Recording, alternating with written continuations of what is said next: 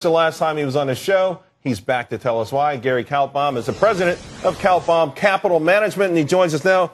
Gary K., you were spot on last time you were here. You put out a note this morning saying that the S&P did us a big favor. How? I think they've woken everybody up. You know, I'm amazed that everybody's blasting the S&P, but this had to be done. The amount of debt that is out there, and Charles, you know, I've been writing reports for about a year and a half.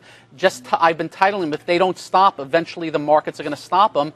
And that's exactly what you're seeing now. And I got to tell you, I am stunned to see this administration come out and just blame everybody else but themselves on what's going on. To call it the Tea Party downgrade when the Tea Party has never spent a dime of taxpayer dollars, let alone with deficits or without, is beyond me. And I just think the market's really worried about leadership here.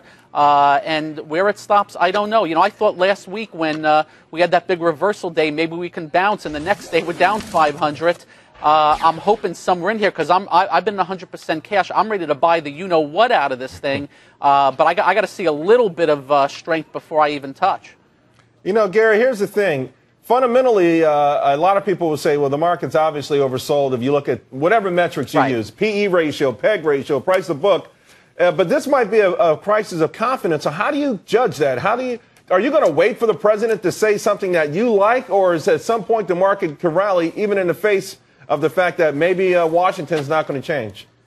Well, in the short term, and I'm talking the trees here, you tend to find a place where the selling is so compressed and so scary that it washes out everybody, and say the market's down 500 and finishes only down 200 or 300 on very heavy volume.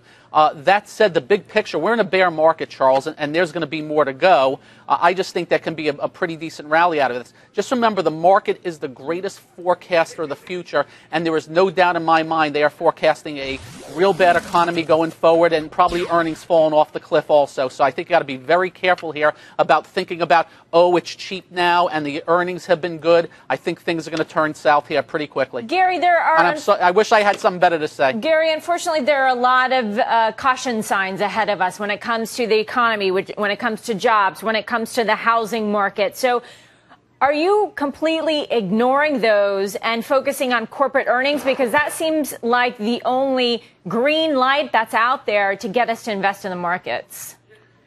Well, I watch a few things. Number one, just little quirky things. The German DAX has led our markets for a very long time, and they let us down. That's number one.